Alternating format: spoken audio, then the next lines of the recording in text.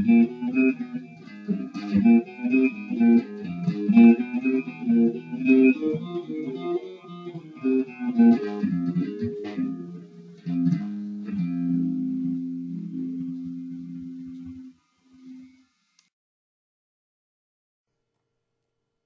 there, my name is Paula Fiscal, and welcome to the show, Keeping You Informed.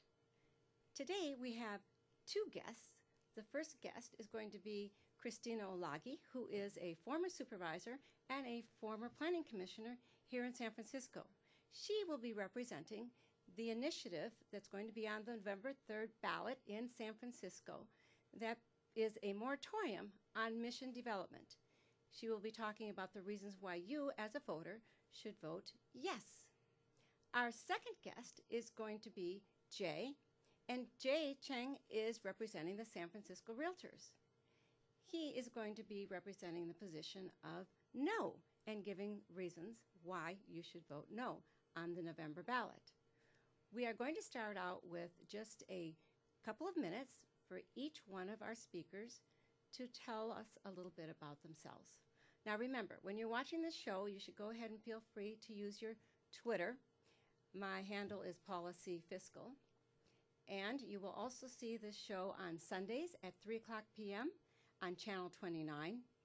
And I upload to the YouTube station and Twitter and Facebook page at Paula Fiscal Show.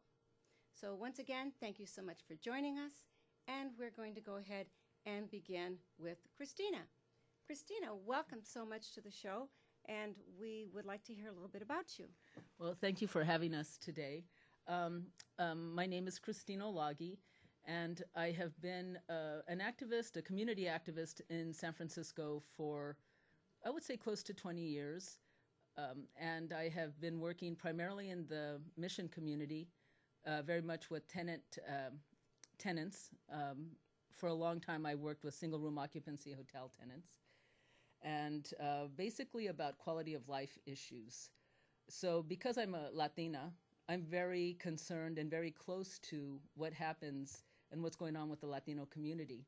So recently, I've been involved on a volunteer basis initially as someone who is just facilitating dialogue between community members and members of the Planning Commission and other bodies, where people can really try to popularize what it means, what the planning process means, the impact that some of the recent development decisions have had on the neighborhood. Because over the past 5 years, we've seen 8,000 Latino residents displaced from the Mission District, and it breaks the heart of many of us to see that level of displacement occur. And not just Latino residents, but also artists and writers and working families and working people. There are fewer Latino, not only Latino families, but families living in the Mission than there have been in decades. So many of us started talking, and people felt compelled to put at least a pause on development for 18 months. So I would hardly call it a moratorium. I think that's a little bit of an extreme or description of it. Well, the word M is involved, certainly, in the realm of it being a moratorium, and it has a lot to do with money, and it has a lot to do with the gentrification, so to speak, that's going on in the Mission, and it's also going on in other parts of the city. So let us hear from Jay just a little bit. And just in closing, I just wanted to comment that when we have taken this and talked to other working people throughout the city and native San Franciscans frequently, many of them say, well, you know, I wish that it was a citywide reflection on what's going on with planning, because really it's a pause for a plan. It's not it's only an 18-month pause for a plan, and I think that people really need to realize that it's just a pause. It's not a moratorium. Okay, Jay, how about you're giving us a little bit about yourself and tell us what your position is on the initiative. Thanks so much for having us, Paula. We really appreciate it. My name's Cheng. I've lived in San Francisco for 5 years.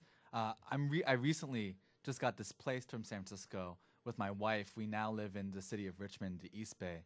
And the reason I'm here is because, you know, I was natively from San Jose, and my wife was from Antioch, and we met here in San Francisco, fell in love, married and moved into an apartment together. We lived there very successfully for 2.5 years.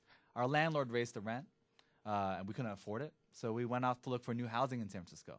And in that housing search, we hit upon a most interesting situation, which is every apartment we went into, especially in the Mission, we would go up for a 300 square foot studio, and we would compete with 20, 40 other applicants for that apartment. And when we had competition for 40 other applicants for that apartment, of course the apartment was going to be an expensive apartment. And so I'm here because I think that a moratorium on housing, a moratorium on building, only increases displacement, only hurts residents of San Francisco who are looking for housing and forced to fight among each other for the very small existing housing stock that we have. And so it's forcing young couples, new residents, low-income couples, middle-income families like myself and my wife from leaving San Francisco, and it's extremely detrimental. And so that's why we're very passionate about fighting the moratorium, about making sure that there's enough housing for everyone here in San Francisco. For the voter that lives on the west side of San Francisco, how is this going to be explained to them that it's going to benefit them? I think that's very simple, and thank you for asking that question. It is a very complicated proposal. And for the voter, everyday voter, I think it's very simple. If you vote yes on I, you're voting to stop housing in the Mission District and really stop the construction of over 1,500 housing units, 200 of which are affordable housing for 18 to 30 months. And someone who's a voter on the west side, any voter in San Francisco currently, knows that and feels the housing shortage that we're in, and knows the kind of impact the housing crunch will have on us, and knows the fear of displacement that they have. And so really voters who are afraid of displacement, who understand the impacts of a housing shortage on everyday residents, are going to vote no on I, because they understand that we need enough housing for everybody to live in San Francisco. And the kind of competition that a moratorium will create among new residents and long-term residents isn't good for anybody. A yes on I. One thing that people really need to keep in mind is this is a temporary pause on luxury development. And I think that what many of us are finding, I was also displaced in a fire about 2 years ago, and I am currently temporarily relocated to San Leandro, and it's been very hard for me to find affordable housing for me to live in. And so I think what people need to remember is that we are asking for a pause in luxury development. The city is inundated with luxury development. When you go to the Mission currently, there are places available if you can afford $4,000 for a 1 or 2 bedroom apartment. So there is no lack of very expensive luxury housing units. What is lacking, though, are family affordable units, units that are affordable to nonprofit workers, units that are affordable to teachers. As many of you know, 300 teachers were lacking in the Unified School District this fall. Why? Because they can't afford the luxury housing development that's occurring in the Mission. And when we talk to people on the west side, and we did manage to get the endorsement of the Coalition of San Francisco Neighborhoods, and the reason is because they see and people understand how luxury development is gutting the character and the heart and soul of the city. And that's why people should vote yes on I, because it's not it's a pause. It's a pause on luxury development. There have been so many luxury development units that have been approved in planning over the past several years.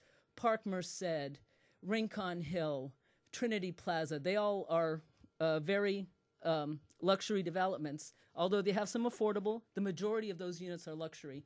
So I would say that with all those units not even breaking ground, why can't we say, let's look at the Mission. Let's preserve it for working families. Let's keep the balance where we have tech workers and Asian families and Latino families and teachers and nurses and everybody able to afford to live in the Mission. That's not the case right now. And when I talk to people on the west side and they have their children who just graduated from college still living in their bedrooms because they can't afford to move out of the house because they can't afford the rents, then I think everyone's saying, no, we need to look at affordable housing, not building any more luxury housing. And that's what all that this is asking for, a pause in luxury housing development in the Mission District. Each unit in San Francisco and to be built in the Mission goes up to $800,000 to be built. And this is in the controller's report as well. A unit in the Mission costs $800,000 to build. If we were to create enough affordable housing in the Mission, just by government subsidy, taxpayers would be paying $1 billion. And that's a fact. We're asking for an 18-month pause for a plan where we are asking the city to consider where and how they can finance and build development that's 100% affordable in light of the fact that 8,000 Latinos have been displaced and working people and artists are continuing to be displaced by numerous methods throughout the Mission District and really throughout the city. So market rate development, most of the families I've talked to and most of the individuals I've talked to who are being displaced because of the Alice Act and other things, Mr. Cheng, that I know you went to Sacramento to advocate against a lot of our families when we went, a lot of Latino families and seniors who went to advocate against the Alice Act in Sacramento. But I mean, if I were a realtor, I might be doing the same thing because definitely it's, in favor of your self-interest to go and talk against reforms to the Alice Act. So a lot of Latino families, I know that Trump is making it a popular thing right now to bash on Latinos and to make it something that we should be ashamed of. But I'm not ashamed to say that I am concerned that 8,000 Latino families have been displaced from the Mission District. And when we see that level of displacement among Latinos, and we don't see an increase in a population in the Mission District of Latinos and Latino families, I do consider it very tragic and very sad to see the Latino culture decimated in the Mission District the way it is. And when I go to the West Side and people hear about these stories of families who lived 30 and 40 years and generations being displaced, and small businesses being displaced, and community-serving businesses along 24th being displaced, people are heartbroken. Let's be clear. A moratorium will only increase the amount of displacement in San Francisco. You are asking for new residents to fight with long-term residents over existing housing. And when that fight occurs, that's how displacement occurs. That's how I was forced out of the city, because we don't have enough housing for everybody. And a moratorium that blocks housing, 1,500 units, 200 of which would be affordable, means that we're only going to increase displacement across San Francisco, in the Mission and on the West Side. And that's how you push people out of the city, by not building enough housing for everybody. Okay, let me ask one more question, if you know the answer to the question. And that is, if this initiative were to pass, who's on the committee that's actually going to be putting together the benchmarks?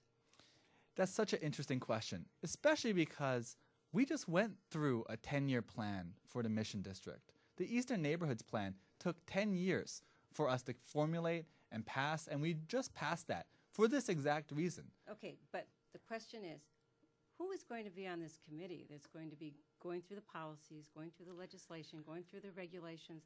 Who's going to be on this committee?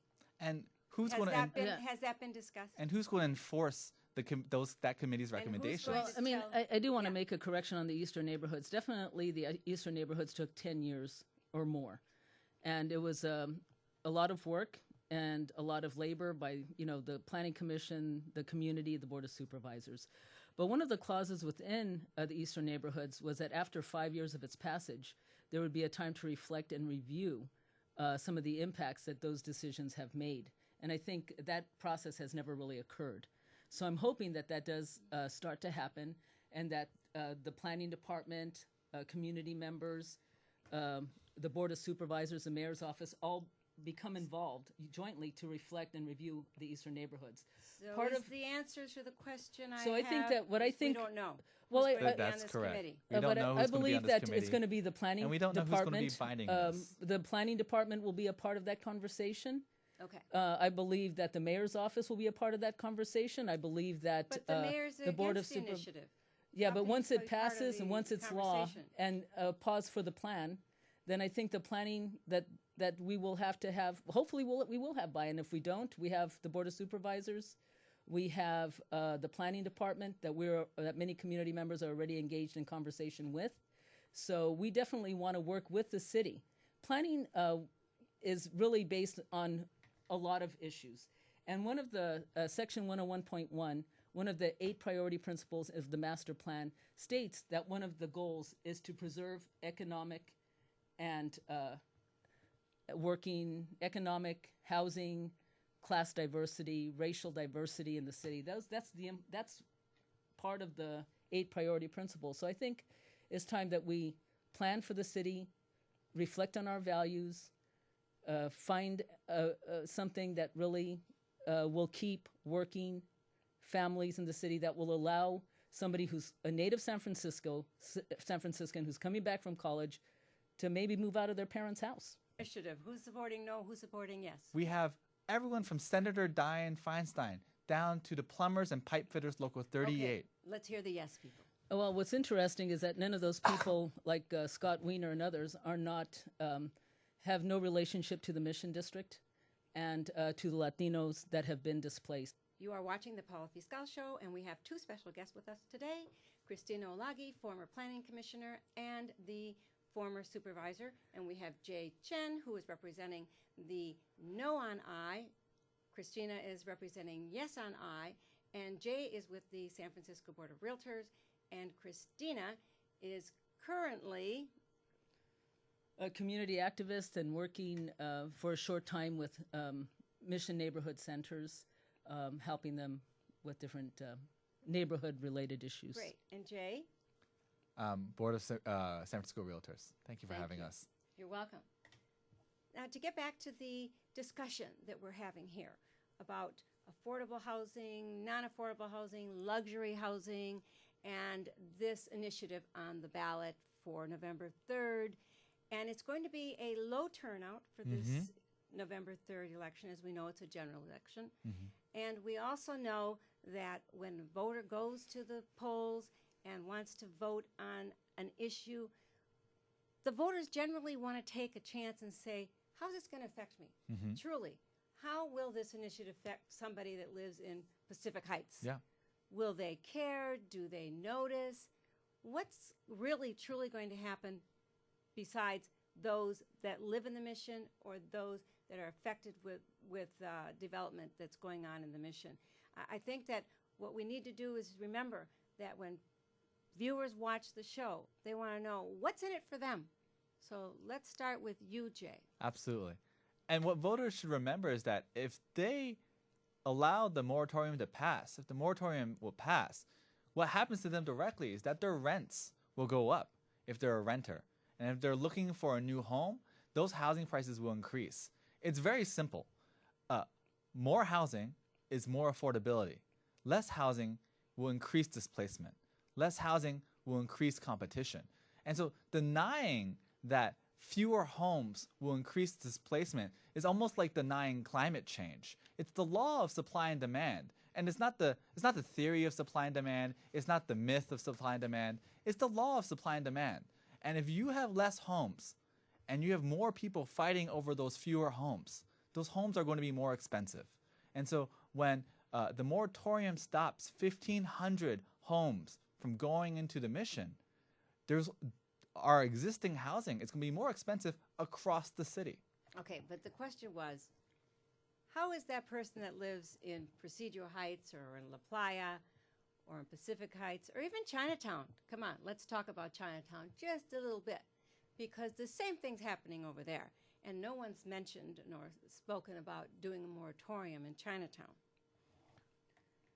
I just want to make sure that one of our big supporters that I forgot to mention is Gordon Chen, who for years was the executive director of Chinatown Community Development Corporation and Chinese Tenants Association. So the tenants in Chinatown are really being hit hard by this displacement issue, and they stand in solidarity with the Latino community. So I'm very proud to be able to say that.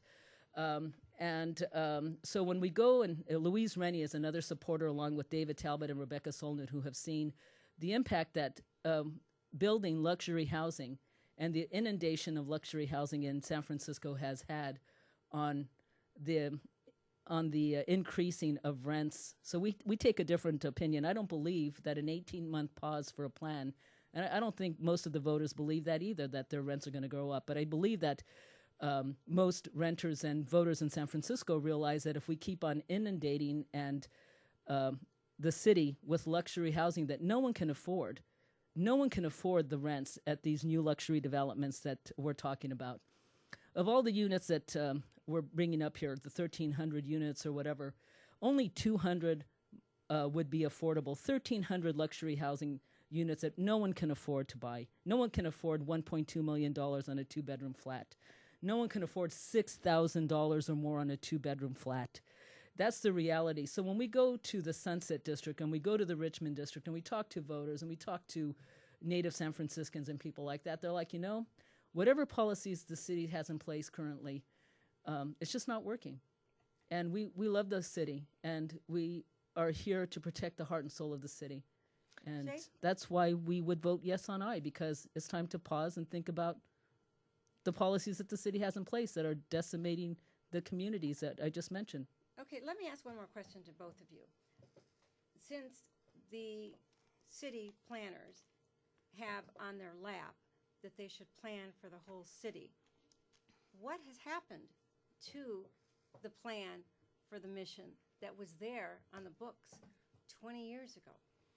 What has happened to the plans on the books that none of the mayors have been watching over, none of the mayors have been adhering to?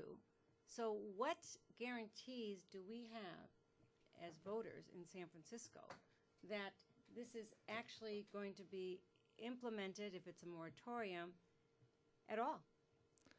You know, I think it's so interesting that you bring that up. We spent 10 years working on the Eastern Neighborhoods Plan that laid out a clear plan for the mission. And then the moratorium suggests that we should take that plan and throw it out the window.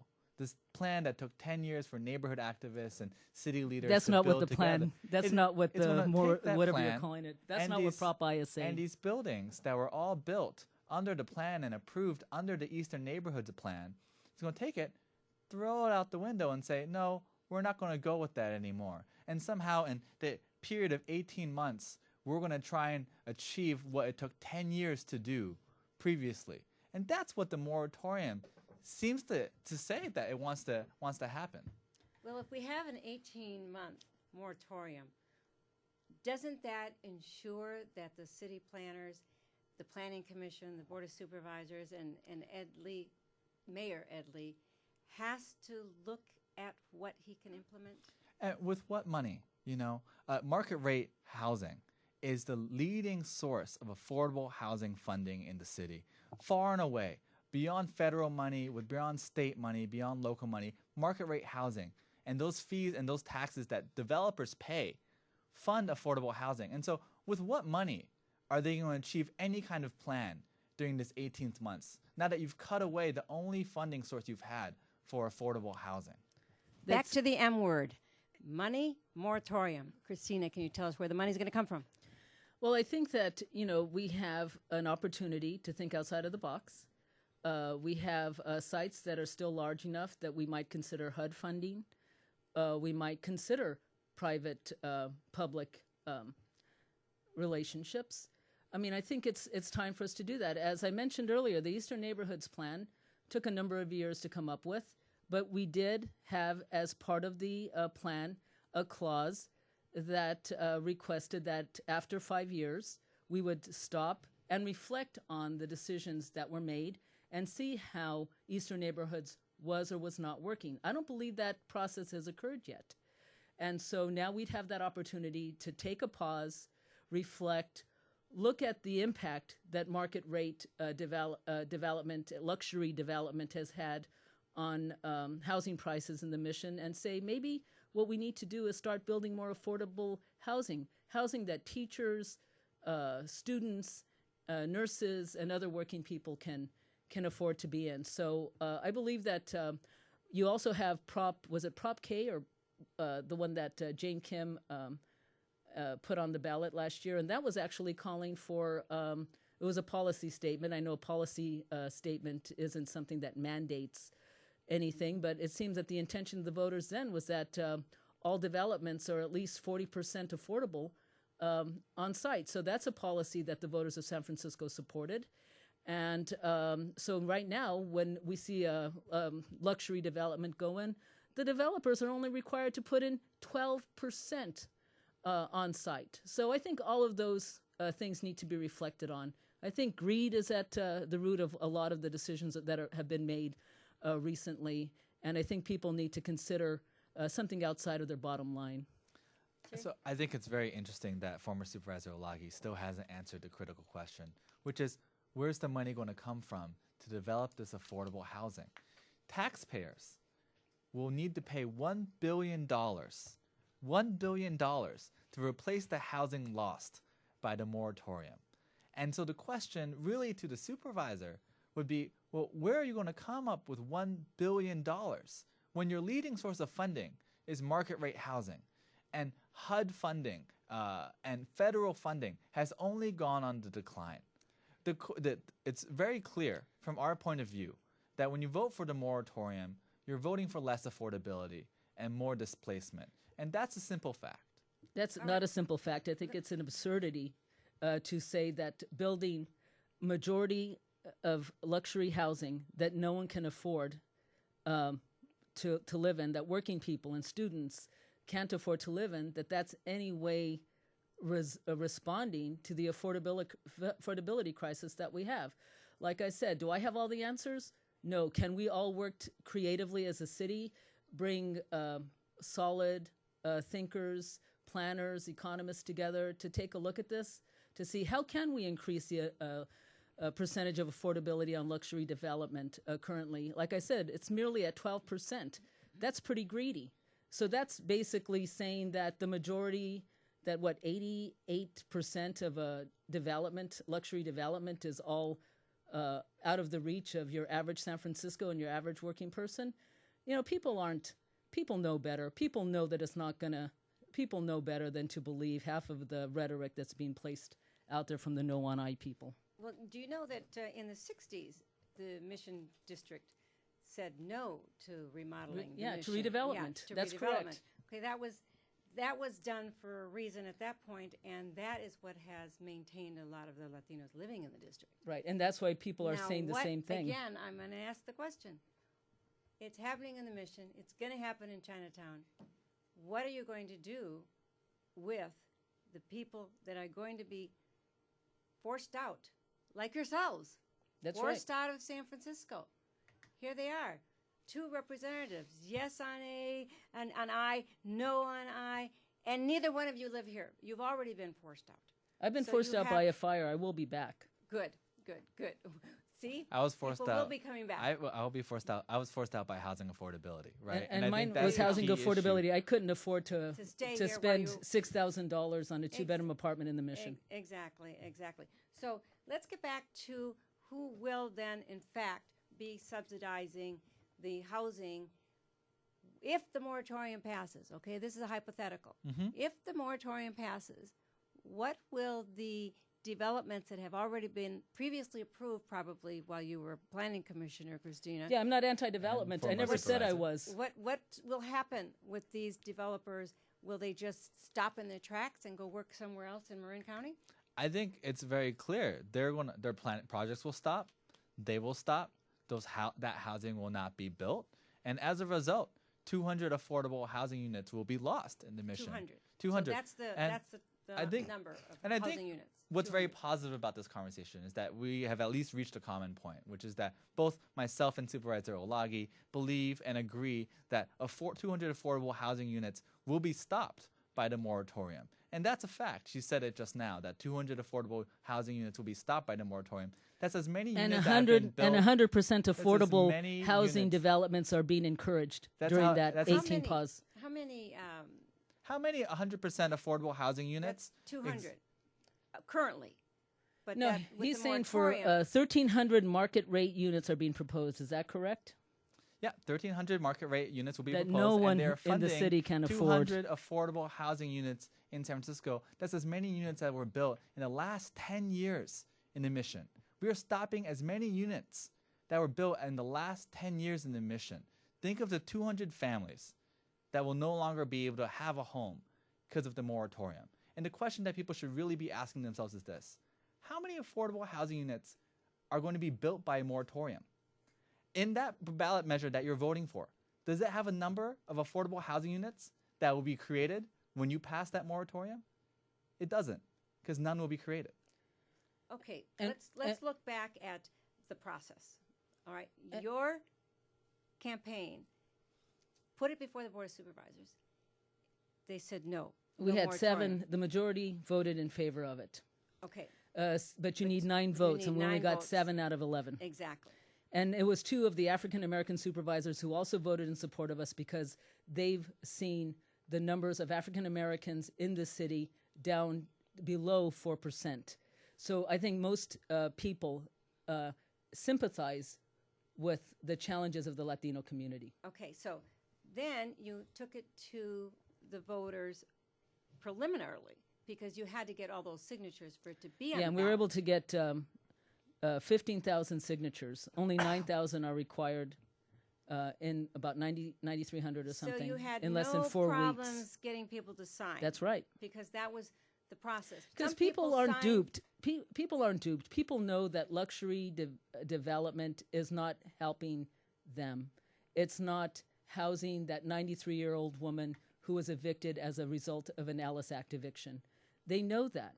People know that their child who's living in their bedroom in their home after coming back from college because they love the city and they want to stay in the city, that their child who just is a college graduate can't afford to live in a luxury housing development. And so we're saying, let's pause. Let's look at how we can bring in more affordability.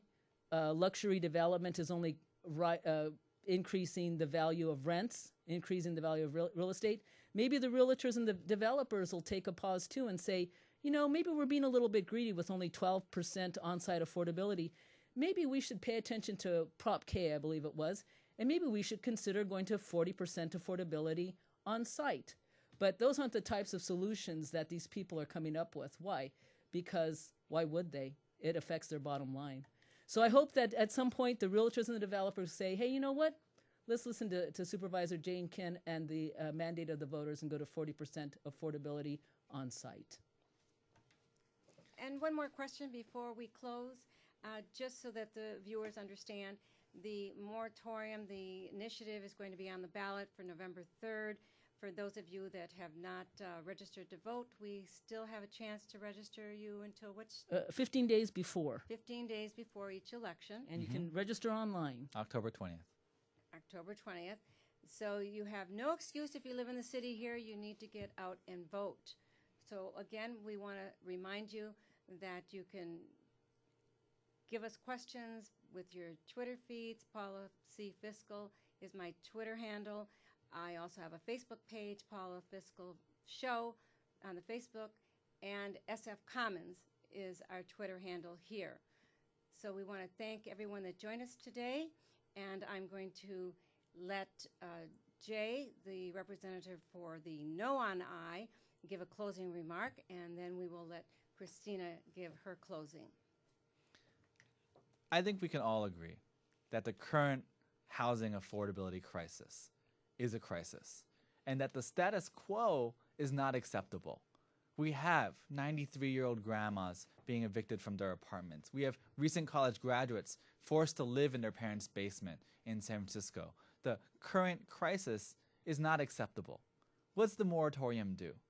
The moratorium keeps the status quo in place for another 18 to 30 months. It keeps the status quo, which we know is not acceptable, in place for another 18 and 30 months. And for what? For a plan that they can't articulate, for a plan that's not enforceable. This isn't a pause. This isn't a plan. This is a panic. And San Franciscans deserve better. Christina. A yes on I vote is really saying we know better. The voters of San Francisco are smart. We know that luxury development isn't going to have an impact on keeping seniors in their homes after being analysed. We have friends and everyone and many people that we know, many of you sitting out there know that the luxury housing that they're building all over the city isn't the type of housing we need. So clearly the policies that we have in place aren't working. So it's time for the city to take a pause, to really reflect, to pause for a plan and to use our concerted efforts and say, what is it about the city that we love? The culture, the art, the small businesses, the diversity. That's what we love, and that's what we want to keep here. And luxury development is not keeping us in the San Francisco, in the city that we love. And then for the viewers that would like to contact you, is there an email Sure. available for each one of you? Our website is www.sfrealhousingsolutions.com, or you can reach us by email at info@sfrealhousingsolutions.com. And ours is www.savethemission.org. Yeah. So that's our website. And Facebook, we're also the same, and you can get all of our information there. And we welcome you. We know a lot of you love the city, and we welcome you to our campaign. It's a citywide effort, and we're pretty excited about what we have going on. Thank you so much for joining us. We appreciate your watching and keeping you informed. If you have a question to either one of our guests, please do email them, and you can also email me at paulafiscalshow@gmail.com. And thank you so much for joining us.